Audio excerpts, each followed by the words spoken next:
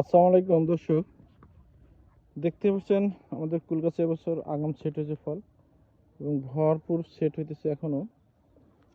যদি দেখাই আপনি দেখেন কোথায় বাকি নাই ফলে। আলহামদুলিল্লাহ, আল্লাহকে শুকরিয়া আদায় করি যে বছর আমাদের একটু আগামী আসছে।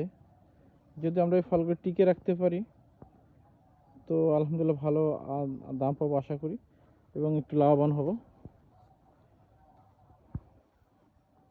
দেখেন কি পরিমাণ ফল ধরছে গাছে, প্রত্যেকটি গাছে। আলহামদুলিল্লাহ, আল্লাহকে শুকরিয়া আদায় করি। এই কিছু কিছু ফল বড় হয়ে গেছে এবং ছোট আসতেছে, এখনও আসতেছে। তো দেখেন অনেকেই অভিযোগ করতেছেন বা অনেকে বলতেছেন ফোন দিয়ে বা মেসেজ দিয়ে, ভাই আমাদের কাছে হলুদ হয়ে যাচ্ছে।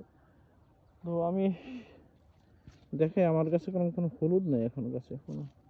তো আমি যে গত একটা ভিডিও দিয়েছিলাম, ওই ভিডিওটা ফলো করলে, ওই ওষুধগুলো দিলে আশা করি গাছে হলুদ হবে না। আমি বললাম প্রত্যেকটা ভিডিওতে আপনাকে দেখাই যে কখন কি করি।